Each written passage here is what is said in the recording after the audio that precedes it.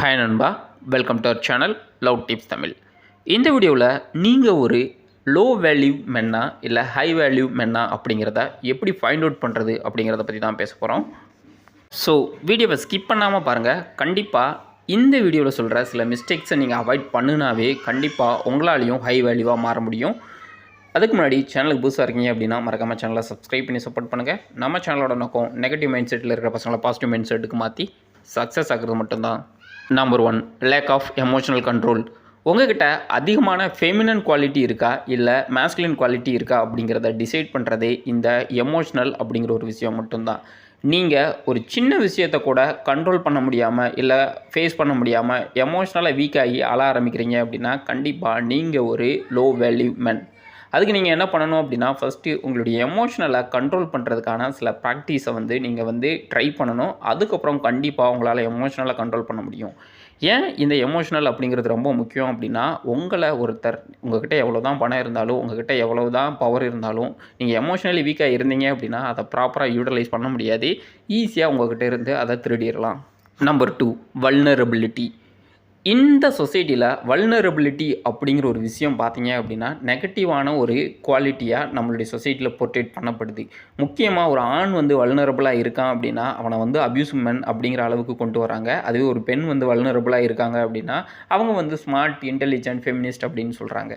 ஆக்சுவலாக வல்னரபிலிட்டி அப்படிங்கிற ஒரு குவாலிட்டி ஒரு மேஸ்குலின் மென்னுக்கான குவாலிட்டி. நீங்கள் ஒரு விஷயத்தை வல்னரபிளாக அப்ரோச் பண்ணும்போது மட்டும்தான் உங்களால் அக்ரெசிவாக அந்த விஷயத்தை ப்ராசஸ் பண்ணி அதுக்கான ரிசல்ட் எடுக்க முடியும். நீங்கள் எதுக்கு எடுத்தாலும் நியூட்ரல் மென்னாக, அதாவது உப்பு போடாத சாப்பாடு மாதிரி இருந்தீங்க அப்படின்னா கடைசி வரைக்கும் உங்களை வரவும் போகிறவங்களாம் மிதிச்சுட்டு போயிட்டே இருப்பான். ஸோ நீங்கள் ஒரு சொசைட்டியோட இல்லை ஒரு கேங்கோட லீடராக இருக்கணும் அப்படின்னா வல்னரபிலிட்டி அப்படிங்கிற ஒரு குவாலிட்டி கம்பல்சரியாக இருக்கணும்.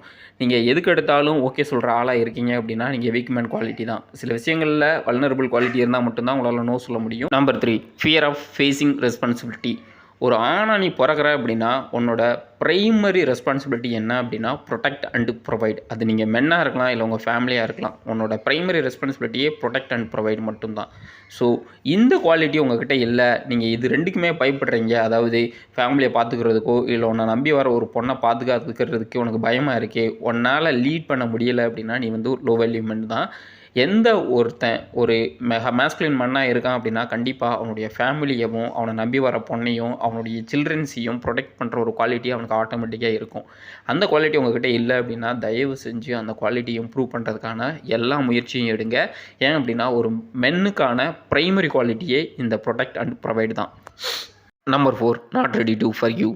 ஒரு மென்னுக்கான பேசிக் குவாலிட்டியில் ஒன்று இந்த ஃபர்கிவ்னஸ். ஏன் அப்படின்னா உங்களுக்கு ஒருத்தர் தப்பு செஞ்சுட்டாங்க அப்படின்னா நீங்கள் அவங்கள திரும்ப பழி வாங்கணும் அப்படிங்கிற எண்ணம் வரவே கூடாது. அப்படி வந்துச்சு அப்படின்னா என்ன ஆகும் அப்படின்னா, ஒன்று உங்களுடைய டைம் வேஸ்ட் ஆகும், ரெண்டாவது உங்களை சுற்றி இருக்கிறவங்களுக்கு ஒரு ப்ரொடெக்ஷன் கிடைக்காது.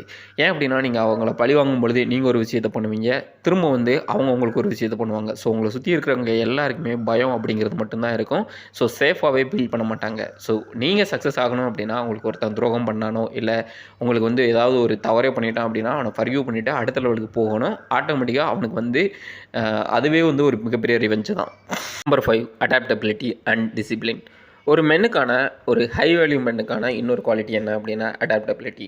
நான் இந்த இடத்துல இப்படி தான் இருப்பேன் அப்படின்னு நீங்கள் யோசிச்சிங்க இல்லை அப்படி தான் பேசுனீங்க அப்படின்னா கண்டிப்பாக நீங்கள் ஒரு ஹை வேல்யூவாக இருக்க முடியாது.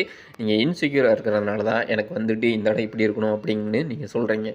ஸோ அடாப்டபிலிட்டி அப்படிங்கிறது ரொம்ப முக்கியமான குவாலிட்டி. அதை தாண்டி டிசிப்ளின். ஒரு மென் மென்னாக இருக்கணும் அப்படின்னா டிசிப்ளின் இருக்கணும். நீ ப்ராப்பராக தண்ணி எது அடிக்கக்கூடாது, உன்னுடைய பாடியை ஃபிட்டாக வைக்கணும்.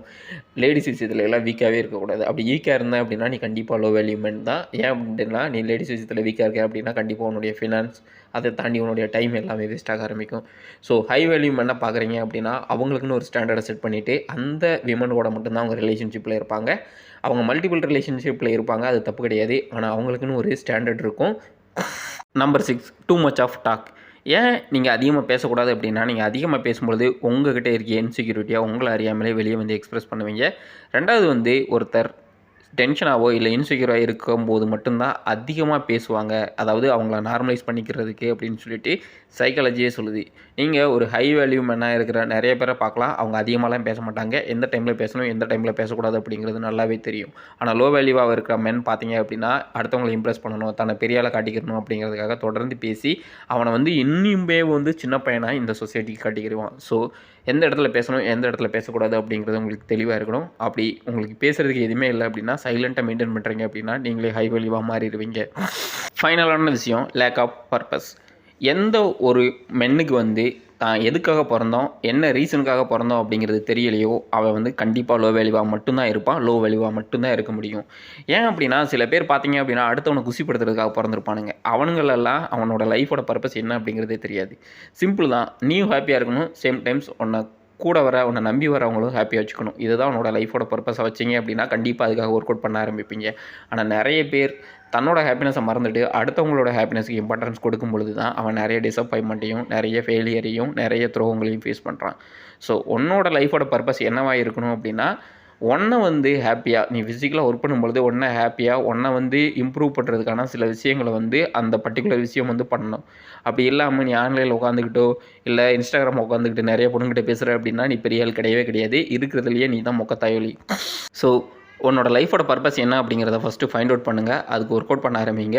திரும்ப சொல்கிறேன், உன்னோட லைஃபோட பர்பஸ் அடுத்தவனை குசிப்படுத்துறதோ இல்லை அடுத்தவங்ககிட்ட நல்ல பேர் வாங்குறதோ கிடையவே கிடையாது. அப்படி இருக்கிறவங்க கண்டிப்பாக லோ வேல்யூவாக மட்டும்தான் இருப்பானுங்க. இந்த வீடியோ கண்டிப்பாக உங்களுக்கு யூஸ்ஃபுல்லாக இருக்கும் அப்படின்னு நான் நம்புகிறேன். தயவு செஞ்சு அட்லீஸ்ட் ப்ராக்டிஸாவது பண்ணுங்கள். கண்டிப்பாக உங்களாலையும் சக்சீட் பண்ண முடியும். அதை விட்டுட்டு நான் இப்படி இருக்கேன் அப்படின்னா இன்னும் உங்களுக்கு இன்செக்யூரிட்டி அதிகமாகும். நீங்கள் இன்னும் லோ வேல்யூவாக மாறுவீங்க. கண்டிப்பாக உங்களுடைய லைஃப்பை உங்களுக்கு பிடிச்ச மாதிரி உங்களுக்கு ஹாப்பினஸ் கொடுக்குற சில விஷயங்களை என்றைக்குமே பண்ண முடியாது, அன்டில் நீங்களாக இனிஷியேட்டிவ் எடுக்கிற வரைக்கும். ஸோ இந்த வீடியோ பிடிச்சிருந்துச்சு அப்படின்னா மறக்காமல் வீடியோவை லைக் அண்ட் ஷேர் பண்ணுங்கள். நம்ம இன்னொரு நல்ல வீடியோவில் சந்திக்கலாம். தேங்க்யூ ஃபார் வாட்சிங். நன்றி.